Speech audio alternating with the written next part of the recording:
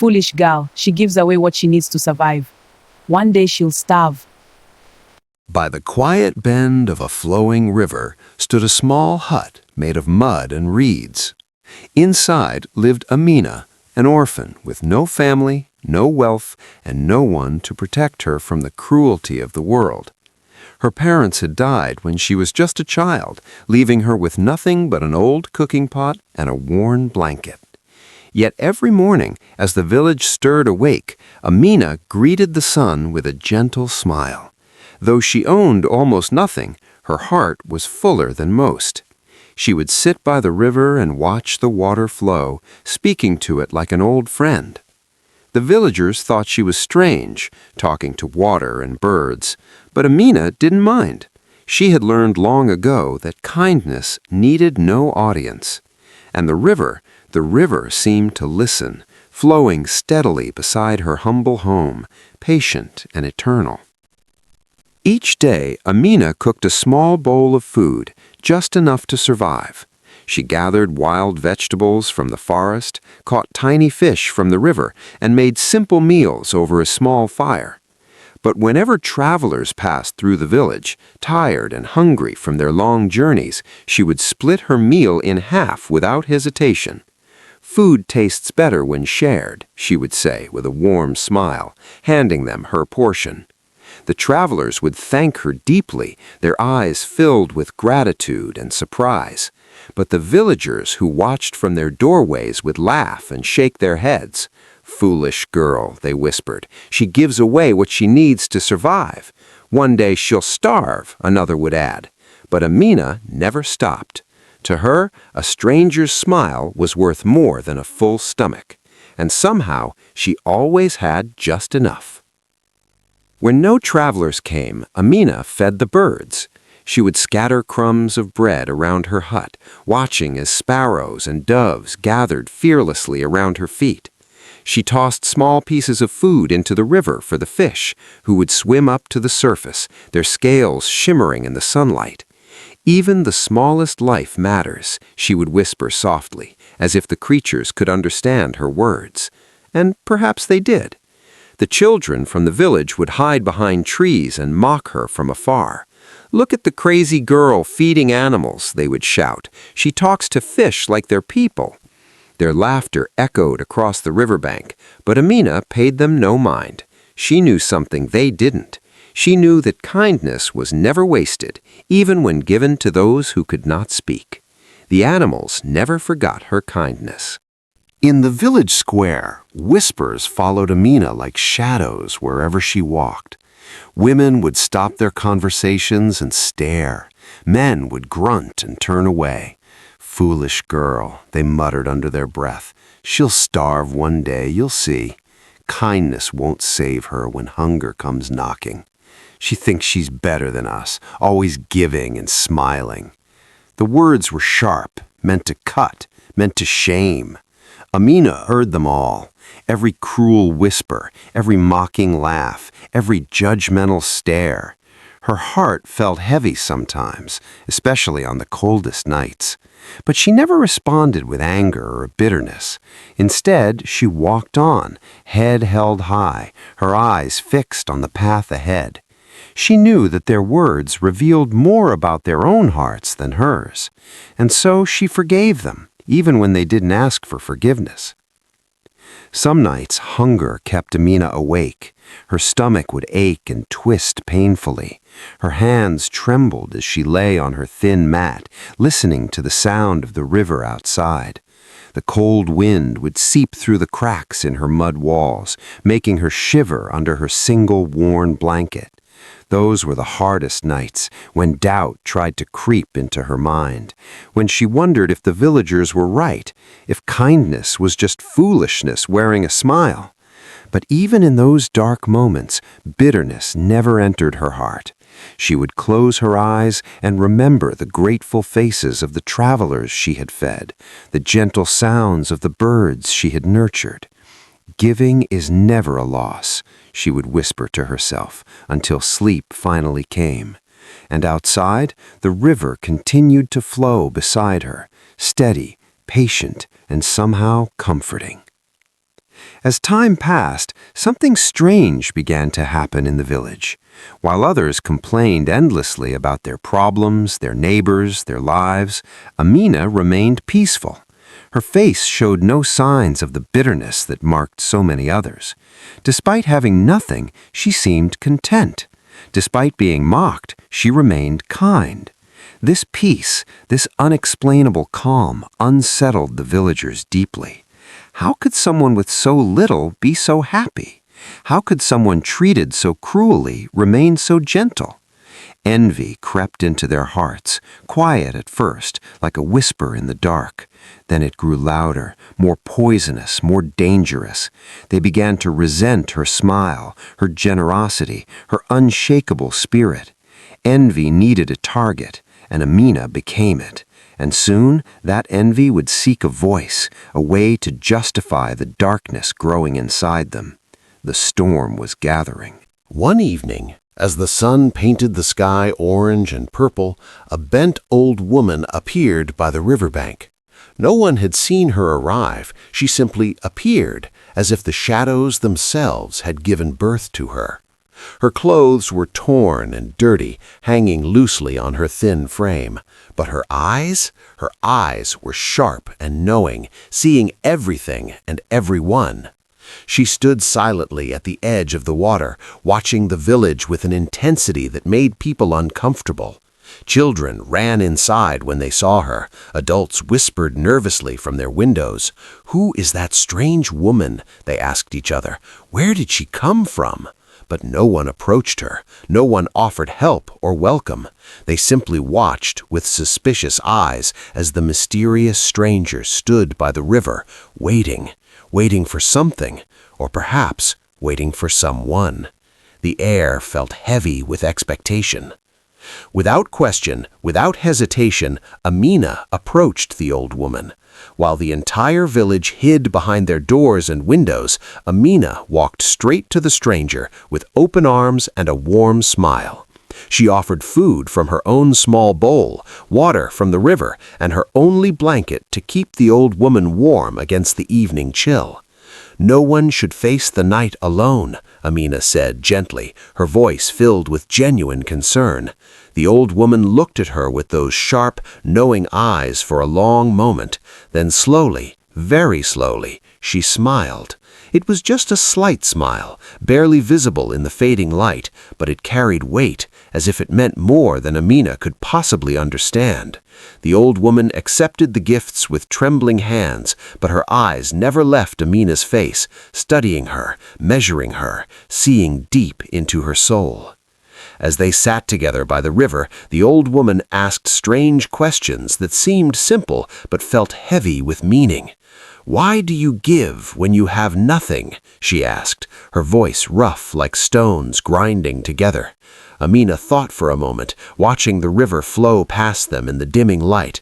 Then she answered softly, with the wisdom of someone twice her age, "Because kindness costs less than cruelty. Sharing brings more joy than hoarding, and love, true love, never runs out, even when everything else does." The river rippled suddenly, though there was no wind. The water seemed to glow faintly in the twilight, as if approving of Amina's words. The old woman nodded slowly, her sharp eyes softening just a little. She asked more questions, each one testing, probing, searching for something, and Amina answered each one with simple honesty and profound gentleness. From their windows and doorways, the villagers watched and laughed cruelly. "Look at her now," someone shouted with mocking glee. "She feeds strangers who appear from nowhere." "Completely useless girl," another added, shaking their head in disgust. "She'll give away her own life if someone asks." They found her kindness entertaining, like watching a fool perform in the market. They nudged each other and pointed, making jokes about Amina's generous heart. But what they did not know, what they could not see in their blindness, was that they too were being watched. The old woman's sharp eyes occasionally flicked toward the village, noting every laugh, every sneer, every cruel word. Her expression remained neutral, but something flickered deep in those ancient eyes, something that looked like judgment. The villagers laughed on, completely unaware that their own test had already begun. Before leaving the next morning, the old woman pulled Amina close and whispered words that only she could hear. Her breath smelled of earth and ancient things. "Your heart has spoken loudly, child, and the land remembers every act of kindness. Every seed of love you have planted will grow into something beautiful." Her voice carried a weight that made Amina's skin tingle. "Remember this, what seems like foolishness to blind eyes is wisdom to those who truly see." Then, before Amina could respond or ask what she meant, the old woman turned and walked toward the river. Amina blinked, and in that brief moment the woman vanished completely. Not walked away, not disappeared around a corner, simply vanished like mist evaporating under the morning sun. Amina stood alone by the riverbank, her heart pounding, wondering if she had just met someone or something far beyond ordinary understanding. Days later, the villagers gathered in hushed groups, their envy having transformed into something darker and more dangerous. "Did you see how peaceful she looked?" some woman said bitterly. "How is that fair when we work so hard and still feel miserable?" "She has nothing," a man added, "so let's make absolutely sure of it. Let's show her what happens to those who think they're better than us." Their jealousy had poisoned their reason, turning them into shadows of their former selves. They convinced themselves that Amina's kindness was an insult to them, that her peace was somehow stolen from their own happiness. The plotting began in those secret meetings, cruel plans whispered in the darkness. They would teach her a lesson, they decided. They would break her spirit and wipe that gentle smile from her face forever. And so, cruelty prepared to strike at innocence. One afternoon, Amina returned home from gathering wood to find her small hut completely ransacked. Everything was destroyed or missing. Her cooking pot, the only one she owned, was gone. Her blanket, the one her mother had made before dying, had vanished. Even her small store of food had been stolen. Someone had torn through her humble home like a storm, taking everything of value and destroying what they couldn't carry. Amina stood in the doorway, her heart breaking as she looked at the devastation. Tears filled her eyes and rolled down her cheeks. For a long moment, she simply stood there, overwhelmed by the cruelty of her neighbors. But then, slowly, she knelt down and began cleaning up the mess. And as she worked, something remarkable happened. The anger that should have consumed her never came. Instead, she whispered quietly, "I forgive them. They don't understand what they've done." The next morning, false stories spread through the village like wildfire, each one more vicious than the last. "Amina is cursed," one woman declared loudly in the market. "That's why she has nothing. Evil follows her." "I heard she steals from travelers," a man added, lying without shame. "She tricks them with kindness, then robs them blind." "My crops failed after she walked past my field," another claimed. "She carries bad luck wherever she goes." The lies grew more elaborate with each telling, spreading from house to house, mouth to mouth. Even those who had once smiled kindly at Amina now turned away when she walked past. Former friends crossed the street to avoid her. Children were warned not to speak to her. The entire village united in their cruelty, believing lies because lies justified their jealousy. And Amina walked through it all, silent and heartbroken. In the village square, they gathered specifically to shame her publicly. A crowd formed, eager for the spectacle of humiliation. When Amina walked through, they surrounded her like wolves circling prey. Pointed fingers jabbed the air accusingly. "Thief!" someone shouted. "Cursed girl!" another screamed. Cruel laughter erupted from all sides, harsh and mocking. They hurled insults like stones, each word meant to wound, to break, to destroy. "Your parents would be ashamed! No wonder you're alone! Even strangers pity you!" The hatred in their eyes was real and burning. Amina stood in the center of it all, trembling but standing tall. She said nothing in her defense. No angry words escaped her lips, no curses or threats. She simply endured, her eyes cast downward, her heart breaking into 1,000 pieces. But outside the village, something was watching, something was listening, and the river, the patient river, grew restless. That very night, everything changed. Crops that had been green and healthy suddenly withered and turned brown. Livestock that had been strong and fat fell mysteriously sick, refusing food and water. The river, which had always flowed calmly along its course, suddenly flooded paths it had never touched before, washing away fences and flooding storage areas. The villagers woke to disaster after disaster, each one unexplainable and terrifying. "What's happening?" they cried out in confusion and fear. "Why is everything going wrong?" Mothers clutched their children, fathers stared helplessly at their ruined fields. The laughter that had filled the square just hours before was replaced by screams of panic and desperate prayers. No one could explain it. No one wanted to admit what they secretly suspected, that perhaps, just perhaps, their cruelty had awakened something they didn't understand. Fear replaced their laughter, and in her small, destroyed hut, Amina slept peacefully. One by one, like dominoes falling in sequence, the lies collapsed under the weight of truth. The woman who claimed Amina was cursed woke to find her own home infested with rats. The man who said Amina stole from travelers was caught stealing from his neighbor. Every false witness found their own sins exposed in the most public and humiliating ways possible. Thieves who had ransacked Amina's hut suddenly confessed, unable to sleep, haunted by nightmares. Gossipers found their own secrets revealed, whispered back to them in the marketplace. No one could hide anymore. No one could run from the truth. It was as if an invisible force had decided that every lie must be answered with revelation, every cruelty repaid with exposure. The villagers looked at each other with fear and shame, realizing that something beyond their understanding was at work, something that demanded justice, and truth, relentless and pure, swept through the village like cleansing fire. On the 7th day of chaos, the old woman returned. But this time she was not bent or weak. She stood tall in the center of the village, her body radiating with an ancient, terrible power that made the air itself tremble. Her torn clothes had transformed into flowing robes that seemed woven from starlight and river mist. Her sharp eyes now blazed with authority that could not be questioned or denied. The entire village fell silent, every person frozen in fear and awe. "I am the guardian of this land," she declared, her voice echoing like thunder across mountains.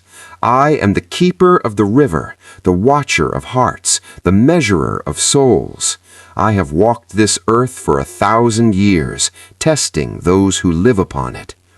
The villagers fell to their knees, trembling. Some wept, others couldn't even breathe. They finally understood what they had done, whom they had truly wronged. The guardian's eyes swept across the frightened crowd with the weight of absolute judgment. "You were all tested," she said, her voice both gentle and terrible. "Every one of you was given the same opportunity. I came to your village disguised as someone in need, someone helpless and vulnerable. I stood by your river and waited to see who among you would show mercy." Her gaze moved from face to face, and each person she looked at felt their soul laid bare. But you hid behind your doors, you mocked from your windows, you judged and laughed and turned away. Then, slowly, deliberately, she turned toward Amina, who stood quietly at the edge of the crowd, confused and frightened. Only one chose kindness without expecting reward. Only one gave when she had nothing to give. Only one passed the test. All eyes turned to Amina, some with shame, others with dawning understanding, and a few with continuing resentment. The guardian raised her hand, and suddenly everyone could see what she saw. Visions filled the air like transparent paintings. They watched themselves hoarding wealth while others starved. They saw their own cruel words and mocking laughter. They witnessed every lie they had told, every theft they had committed, every kindness they had refused.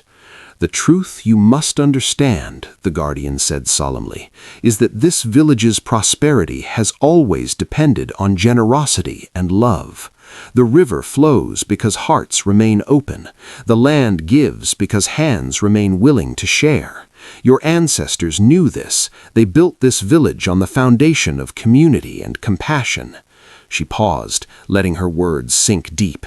"But you have poisoned that foundation with greed and envy. You turned your backs on the very principles that sustained you, and so the land turned its back on you." The villagers wept openly now, seeing the terrible cost of their cruelty laid bare before them. From the crowd, Amina stepped forward slowly. Her clothes were still torn from days of hardship. Her face showed the marks of suffering, but her eyes remained clear and kind. She looked at the guardian with respect but not fear, then turned to face the villagers who had tormented her. Everyone held their breath, waiting for her to demand punishment, to call for justice, to seek revenge for all the pain they had caused. But instead, Amina spoke in a soft, steady voice. "Let us heal together," she said simply. "Let us learn from our mistakes and build something better. Hatred and punishment will only plant seeds of more hatred, but forgiveness can transform everything." The guardian smiled then, a smile of profound approval and ancient wisdom. She stepped beside Amina and placed a hand on her shoulder. "This," she said to the village, "is what true strength looks like. Not power, not revenge, but grace." At that moment, a miracle unfolded before their eyes. The river, which had been wild and flooding, suddenly calmed to a gentle, peaceful flow. Its waters turned crystal clear, sparkling in the sunlight like liquid diamonds. The fields that had withered overnight began to turn green again, new shoots pushing up through the soil with impossible speed. Animals that had been sick lifted their heads, strength returning to their bodies. The very air seemed to shimmer with healing energy, washing over the village like a blessing. The guardian spoke once more. "Kindness restores what cruelty destroys. Love rebuilds what hatred tears down. Remember this always." Then she looked at each villager individually. "You have been given a second chance. Use it wisely." The transformation continued as they watched, the entire village being renewed, healed, and restored. But everyone understood that this gift came with a responsibility. They must change. They must become better. In the days that followed, the village truly transformed. The same people who had mocked Amina now approached her with genuine apologies, tears streaming down their faces. "Forgive us," they begged. "We were blind." Amina forgave each one without hesitation. The villagers began to share again, remembering the old ways their grandparents had taught them. Neighbors helped neighbors rebuild. Food was distributed to those in need. The market square, once filled with gossip and cruelty, now rang with laughter and honest conversation. They learned to celebrate each other's successes instead of envying them. They learned to help those who struggled instead of mocking them. Children were taught the old stories about kindness and community. And slowly, beautifully, the village became what it was always meant to be, a place where the river of compassion flowed freely through every heart. The change was real.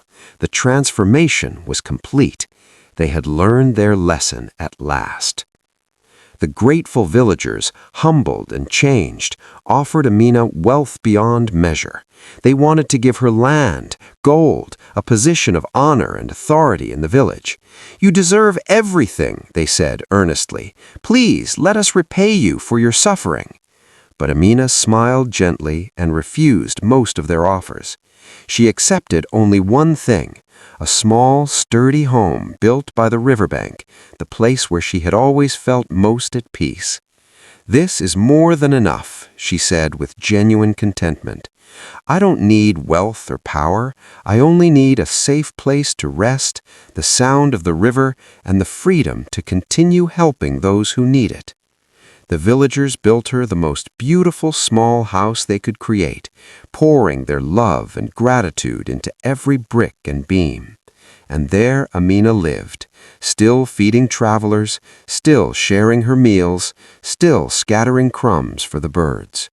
Her heart remained free, unburdened by possessions, unlimited by greed. And so our story ends, but its lesson continues forever. Amina's tale spread far beyond that small village, carried by travelers to distant lands. People everywhere began to speak of the orphan girl whose kindness was stronger than cruelty, whose forgiveness transformed hatred, whose gentle heart changed an entire community. Parents told their children, elders shared it in gatherings, and each person who heard it asked themselves an important question. The guardian's words echoed through generations. Kindness may look foolish to those who measure worth in gold and power, but it is the strongest magic of all, the force that heals, transforms, and endures when everything else crumbles to dust. So now, dear listener, I ask you the same question Amina's story asks all of us. Who are the quiet heroes in your life that you overlook? Who gives without expecting return? Who loves without demanding recognition? Look for them, honor them, and perhaps become one of them yourself.